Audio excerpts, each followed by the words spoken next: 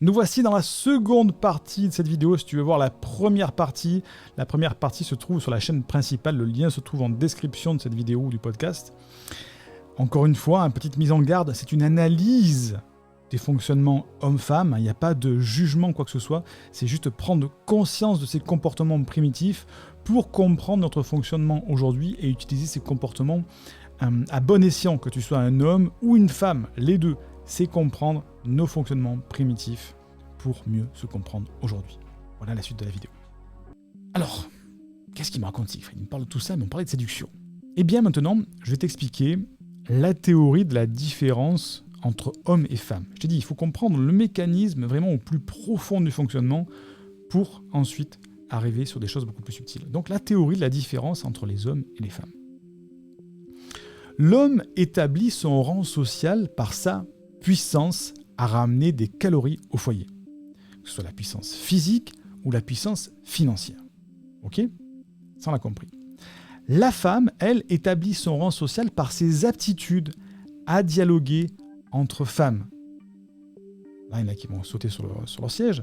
C'est un petit peu critiquer, faire des commérages sans se battre pour éviter les frictions et mettre sa vie en danger, et donc celle de ses enfants, et donc éviter de ne pas perpétuer l'espèce.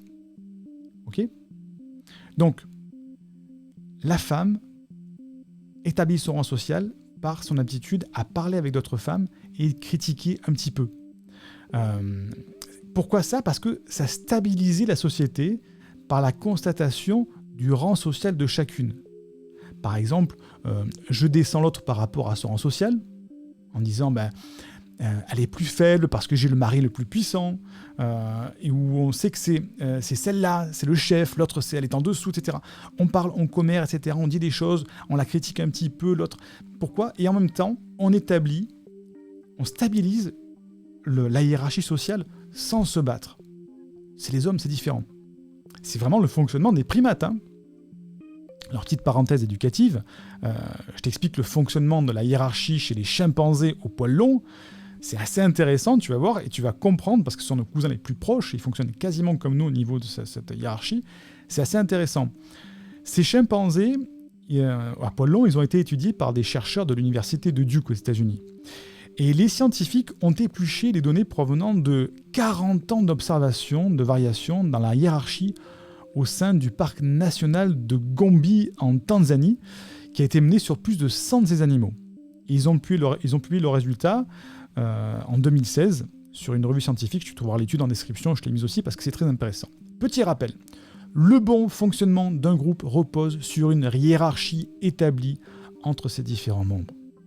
Une bonne place permet à l'animal d'avoir un meilleur accès à la reproduction, à la nourriture, et ça lui offre donc ainsi qu'à sa progéniture les meilleures chances de survie. Chez les mâles des singes à poil long, il n'y a qu'une façon de grimper l'échelle sociale. Il faut se battre. Bam ! Le gagnant accède ou conserve le rang supérieur de son adversaire. Ça va pas plus loin. Chez les femmes, elles acceptent leur statut social et attendent que leur supérieur décède afin de prendre sa place. Donc tu vois le fonctionnement. La femme va éviter la bagarre pour pas risquer sa vie et celle de sa progéniture. L'homme, lui, au contraire, va protéger sa progéniture en se battant et en conservant son rang social. Donc, tu comprends que le fonctionnement homme-femme, déjà, à la base est différent. Hein, ce que je disais tout à l'heure, l'acte de médire, de faire du commérage, c'est attribuer le rang social. Hein, par exemple, oh là, elle est mignonne celle-là, mais elle a pris un petit peu de poids. Ou alors, elle a un bon poste, mais par contre, elle picole, celle-là. Ou alors, elle est vachement drôle, celle-là, mais elle a vraiment pas de mec. Donc, on classifie, on hiérarchie comme ça par la discussion. L'homme, lui, ne commère pas, parce que s'il y a commérage, il sait qu'il risque de se battre et de perdre ou de mourir dans la nature. Hein. Donc, le commérage dans la société un peu plus moderne avait une fonction sociale importante avant les journaux, avant les médias. C'était le principal moyen de communiquer et de s'informer. C'était le Facebook de l'époque. Les femmes se regrouperaient dans les actions sociales du lavoir, du marché, etc. Et lorsque le fonctionnement se conserve, c'est qu'il y a une utilité pour le groupe. Donc si aujourd'hui les femmes conservent cette capacité, on va dire, à discuter, à parler entre femmes, c'est qu'il y a une utilité pour le groupe, c'est de hiérarchiser. Autre différence aussi, l'homme a la capacité à se reproduire. Lui, l'homme, il va dire quoi? Il va dire j'ai rendez-vous avec une nana qui a un super cul, c'est génial, tout ça.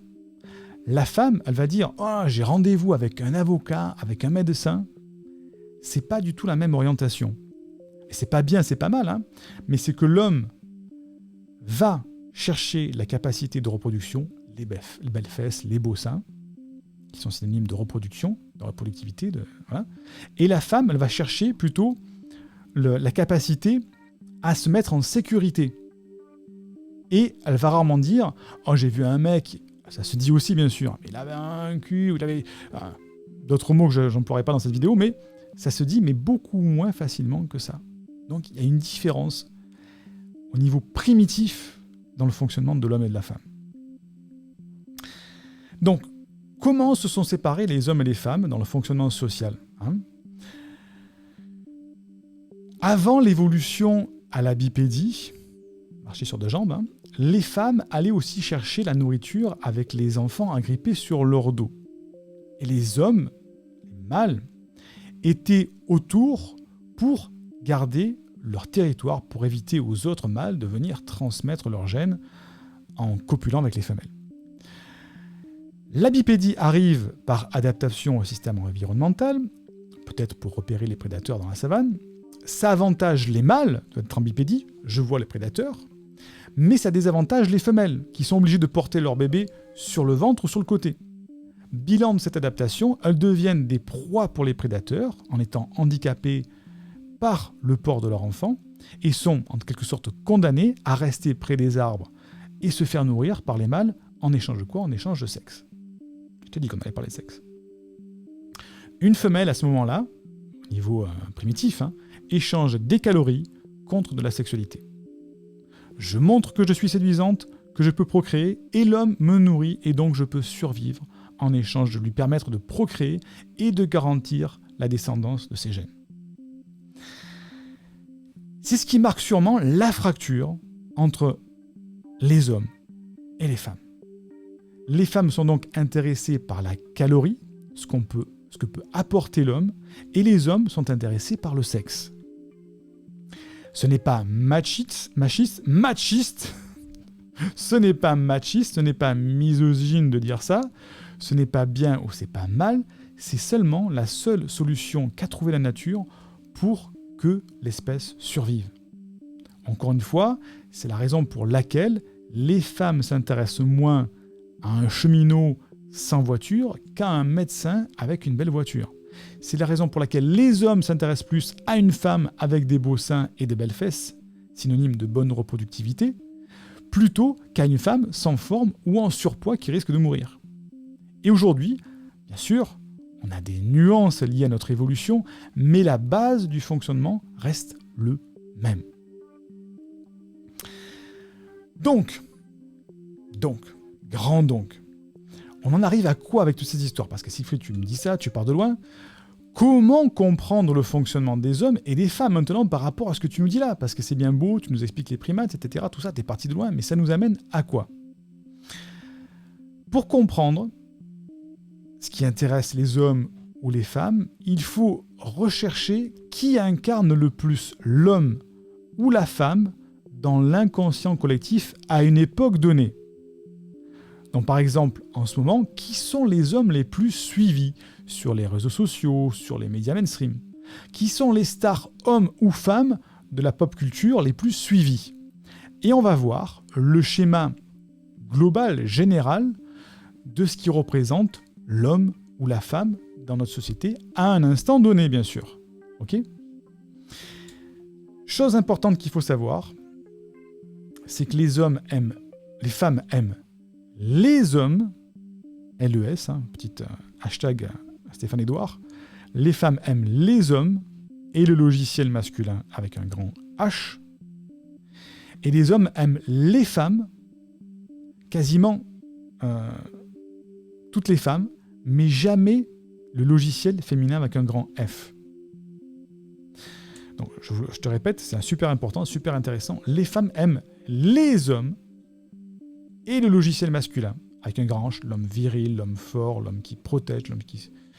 Et les hommes aiment les femmes, mais quasiment jamais le logiciel féminin avec un grand F. C'est-à-dire tout ce qui va dans le logiciel de fonctionnement féminin, c'est ce que l'homme déteste en fait. Il ne supporte pas. C'est le comportement du logiciel féminin. Ce qu'il adore, c'est la féminité.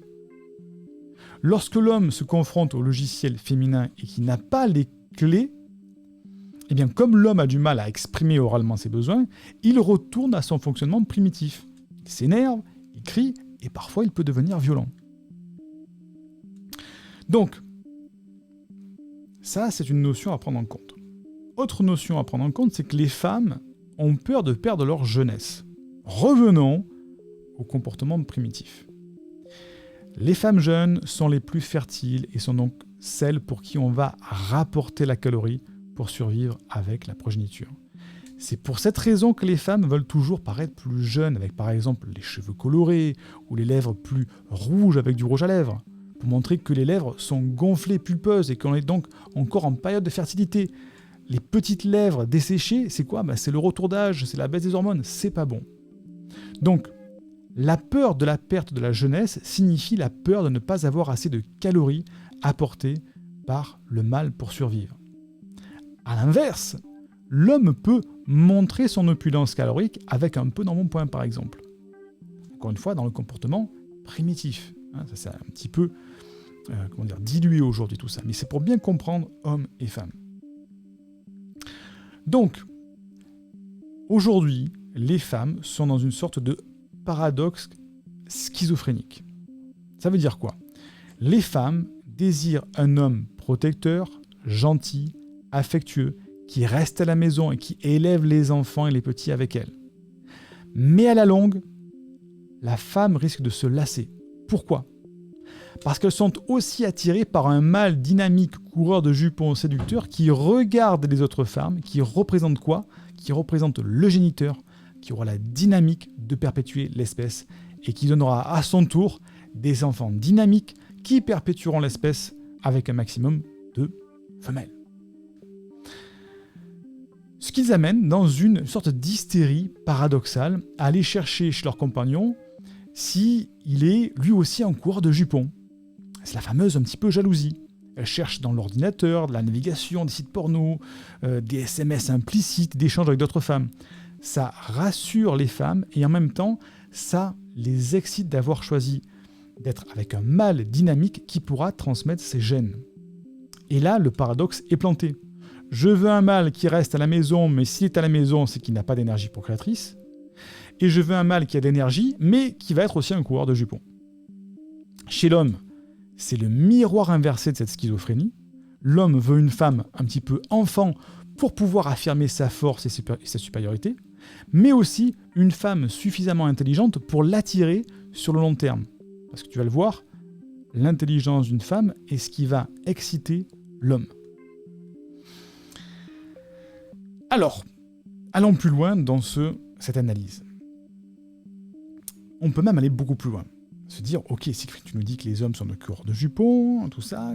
Est-ce que les hommes vont tous tromper leurs femmes ou est-ce qu'ils sont tous tentés de le faire à ce moment-là ? On peut se dire, mais tiens, la question peut se poser.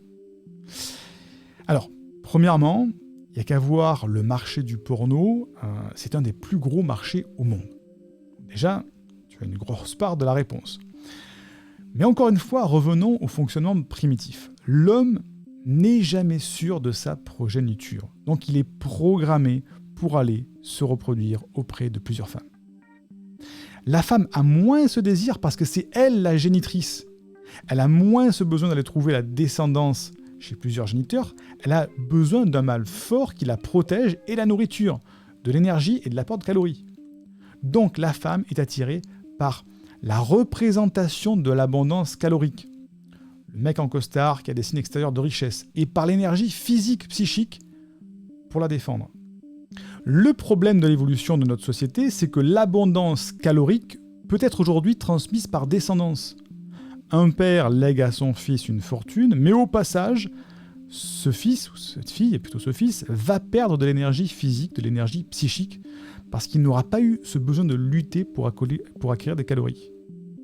Et la femme se trouve dans un paradoxe de la séparation calories-énergie, attirée d'un côté par la sécurité d'un homme qui possède de l'abondance calorique, mais avec un manque d'énergie, et de l'autre côté, attirée aussi par le mec viril qui pourra la défendre, mais qui possède moins de sécurité calorique. Bilan, j'enfonce des portes ouvertes, mais avec une explication. La femme recherche l'homme viril avec un réservoir financier élevé, non pas parce qu'elle est intéressée, mais parce que c'est la meilleure solution pour la mettre en sécurité et transmettre la vie.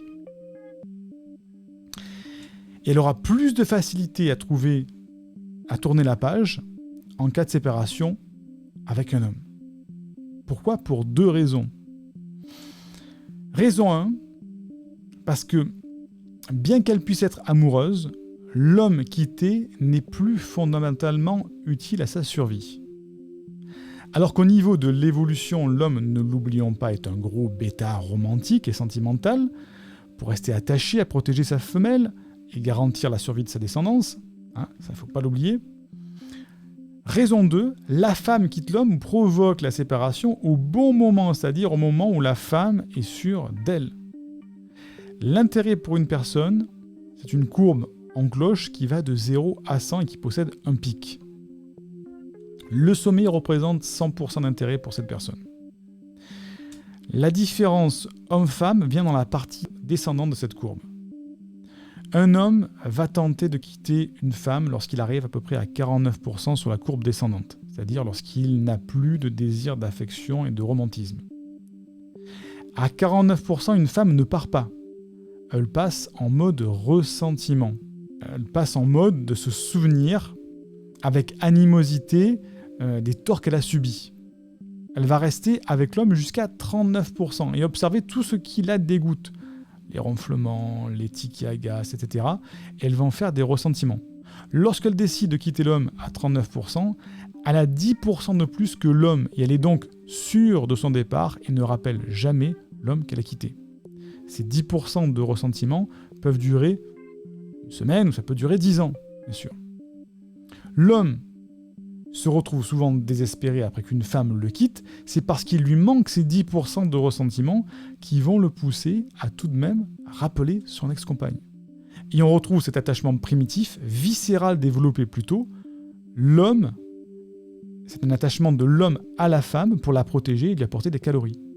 Il est programmé pour ne pas avoir de ressenti envers la femme, pour toujours la protéger et la nourrir. Donc, nous avons des intérêts différents, mais un seul intérêt commun, c'est la survie de la descendance et donc de l'espèce. L'homme est paradoxalement plus romantique et sentimental que la femme. Il y a plus de suicides d'hommes que de femmes lors d'une rupture amoureuse. Il y a une étude qui a été menée en 2013, je crois, en 2013, 2014 et 2016, qui montre que les hommes tentent 2 fois moins de se suicider que les femmes, mais qu'ils réussissent 4 fois plus. Je vous ai mis les liens de l'étude en description aussi. Les hommes en cas de rupture tentent 2 fois moins de se suicider, mais ils réussissent 4 fois plus, parce que c'est beaucoup plus létal leur tentative, c'est radical. L'homme a beaucoup de mal à supporter la vraie rupture. Ce paradoxe vient que la nature a sélectionné les hommes les plus sentimentaux, mais aussi les plus coureurs de jupons. Sentimentaux parce qu'ils retournaient vers les femelles avec qui ils s'étaient reproduits pour leur apporter les calories et les protéger avec leur descendance. Mais ils avaient aussi plusieurs femelles pour être sûrs de garantir leur descendance. Bilan, la nature a fait des hommes des gros bêtas, sentimentaux, coureurs de jupons. Alors, est-ce que l'homme trompe sa femme ou est-ce qu'il désire la tromper ? Alors ça, la réponse que je t'apporte, ce sont des travaux d'Esther Villard, une médecin et une écrivaine qui a beaucoup travaillé sur les relations hommes-femmes. Elle dit que l'amour masculin repose sur 2 instincts, la sexualité et la reproduction. Le problème est que ces 2 instincts ne sont pas compatibles. On désire une personne qui est son opposé physique, c'est-à-dire une femme va aimer un homme très masculin, et un homme très masculin désire une femme très féminine. mais on désire aussi notre équivalent intellectuel. On ne peut pas désirer indéfiniment un con ou une conne. Le désir du couple ne peut se poursuivre que s'il y a complémentarité et donc différence physique et aussi équivalence intellectuelle.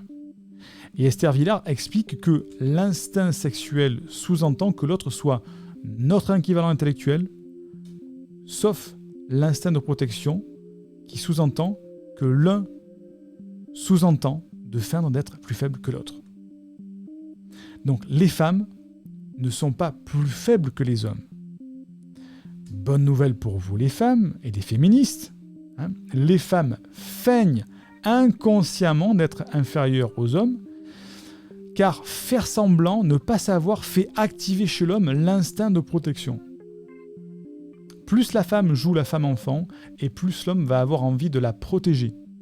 On est fier d'avoir ouvert le fameux pot de confiture. Le problème, c'est qu'on ne peut pas protéger et désirer en même temps. Pourquoi ? Parce qu'on désire son équivalent intellectuel, et on protège son inférieur intellectuel. Du jour où on se met à protéger la femme enfant, le désir va se mettre en berne, car on ne peut pas désirer quelqu'un qu'on trouve limité. Enfin, sur le long terme. Et à partir de ce moment-là, l'homme va chercher ailleurs l'instinct sexuel qu'il ne peut plus avoir avec la femme, qui joue le rôle de la plus faible, qui fait la plus conne. Donc, l'homme vous trompera peut-être, mais il vous trompera sûrement si vous, mesdames, vous jouez à la femme enfant. Au plus vous faites ça, au plus vous activez son instinct de protection. Et plus il vous respectera comme son égal intellectuel, moins vous aurez de chances qu'il vous trompe. Donc, vous pouvez attirer un homme en faisant la femme enfant, mais après, il faut lui démontrer que vous êtes son équivalent intellectuel pour le conserver. Ah, c'est pas évident, hein. C'est pas évident du tout. C'est pas évident du tout ça, les relations homme-femme. Nous voilà arrivés à la fin de cette vidéo, et donc, maintenant, tu as entre tes mains les cartes pour comprendre les fonctionnements hommes et femmes, ce qui va te servir bien sûr à mieux comprendre, mieux t'entendre et donc mieux séduire le sexe opposé. Comprendre ces fonctionnements primitifs te permettent d'avoir les cartes en main du fonctionnement des hommes et du fonctionnement des femmes, sans misogynie, sans taper sur quiconque, sans dire si c'est bien ou c'est mal, mais juste avoir une compréhension de ces fonctionnements. Et en comprenant ces fonctionnements, tu peux te les approprier et les utiliser à ton avantage pour comprendre comment séduire un homme, comment séduire une femme, comment on va réagir un homme, comment on va réagir une femme par rapport à ces comportements primitifs. Bien sûr, notre société a affiné, il y a des nuances dans tout ce que j'ai dit, mais le fonctionnement de base, c'est ça, malheureusement. Et le nier, c'est faire offense à ton intelligence, dire non, c'est pas comme ça que ça fonctionne, parce que moi je suis différent, je suis différente. Oui, nous avons tous des différences, je suis pas le gros mâle alpha plein de poils, et la femme n'est pas une femme qui va terminer dans la cuisine, pas du tout, c'est pas là où je veux en venir, mais c'est que nous avons des comportements issus de notre évolution qui nous mènent inconsciemment à nous comporter pour conserver l'espèce. Nous avons bien sûr amélioré ces comportements, on les a raffinés, on les a complexifiés, mais le comportement de base reste le même. Ramener la calorie et sauvegarder l'espèce par la reproduction. Donc, maintenant que tu as appris la grande idée, tu sais que si tu veux aller plus loin dans ton épanouissement, dans la relation homme-femme et peut-être trouver l'âme sœur, je t'ai mis à disposition sous cette vidéo un séminaire qui avait été enregistré qui s'appelle « Les secrets d'un couple épanoui avec un haut potentiel ». Avec ce séminaire, dès demain, tu sauras comment trouver ton partenaire idéal et d'ici une semaine, tu sauras comment t'épanouir en couple. Au programme de ce séminaire, si bien sûr ça t'intéresse d'aller plus loin dans cette étude-là, de comprendre les mécanismes et donc d'être maître des relations, comprendre les relations, au premier chapitre, tu vas voir comment reprendre confiance dans le couple. Comment reprendre confiance dans ton compagnon ou ta compagne qui a peut-être été toxique et retrouver une relation harmonieuse. Tu vas voir aussi comment ne plus avoir peur d'être rejeté pour enfin être toi-même. Comment savoir détecter la bonne personne pour former ton couple. Dans le chapitre 2, Tu vas voir comment trouver ton partenaire idéal, c'est-à-dire comment reprendre les rênes de ton potentiel pour en faire une force de séduction. Tu vas réaliser l'exercice de programmation neurolinguistique des niveaux logiques de Diels pour clarifier ta situation. C'est un exercice extrêmement intéressant. Et tu vas voir comment faire comprendre ton hypersensibilité et ta singularité pour être compris ou être comprise. Chapitre 3, tu vas voir la solution pour maintenir ton couple en harmonie.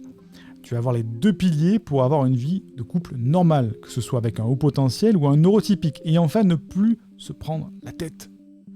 Tu vas voir la méthode de communication qui permet de transformer tes conflits en occasion de communiquer. Et tu vas voir, il s'agit d'une méthode qui permet de décoller les étiquettes et le jugement pour mieux connaître l'autre en face de toi. Tu vas voir aussi comment gérer tes émotions dans ta relation amoureuse pour avoir une humeur positive plus stable.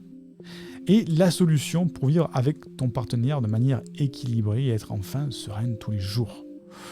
Waouh, tout ça. Alors tu vas voir, le lien est en description. Et pendant une semaine seulement, tu as accès à un bonus incroyable. Le bonus, c'est quoi ? C'est l'enregistrement de 12 conférences qui s'appellent les conférences Mon couple épanoui. Ce sont des conférences que j'avais fait avec ma femme Anaïs qui te donnent tous nos meilleurs conseils de couple issus de notre expérience de plus de 20 ans de vie commune et aussi d'avoir eu 2 enfants dans le couple. Séduction, routine, sexe et résolution de disputes, tout est abordé avec pas mal de décontraction et d'humour. Et tu as un deuxième bonus, c'est le bêtisier des conférences. Tu vas comme mourir de rire avec les passages les plus drôles entre Anaïs et moi quand on a fait ces conférences, puisqu'on a fait 12 et donc on a eu le temps de faire des bêtises, de raconter n'importe quoi, d'avoir la langue qui fourche. Donc c'est aussi un moment assez rigolo. Donc tu as le lien qui est en description, tu as des bonus seulement pendant une semaine. L'offre se termine le lundi prochain à 23h59. Donc, n'oublie pas de mettre un commentaire, de dire ça dans un commentaire si tu as été d'accord ou pas avec ce que j'ai dit, si tu trouves ce que j'ai dit était intéressant, de poser une question parce que tous les nouveaux sujets sont créés en fonction de tes commentaires, donc commente pour ça. N'oublie pas de mettre un like pour remercier le travail de cette vidéo qui est offerte et soutenir cette chaîne. Et bien sûr, nous sommes une communauté, on avance ensemble. L'éducation, c'est l'arme la plus puissante que l'on puisse utiliser pour changer le monde. C'est Nelson Mandela qui disait ça. Si ça n'a pas marché pour toi jusqu'à présent, c'est que tu n'as pas le bon mode d'emploi. Donc, comme le disait Einstein, si la folie, c'est de toujours faire la même chose et de s'attendre à un résultat différent, eh bien change. Que la force soit avec toi. Si tu veux aller plus loin dans ton épanouissement et dans la relation homme-femme et peut-être trouver l'âme sœur, tu peux accéder dès maintenant au séminaire virtuel Les secrets d'un couple épanoui avec un haut potentiel. Dès demain, tu sauras comment trouver ton partenaire idéal et d'ici une semaine, tu sauras comment t'épanouir en couple. Toute la description du programme se trouve en description de cette vidéo ou de ce podcast.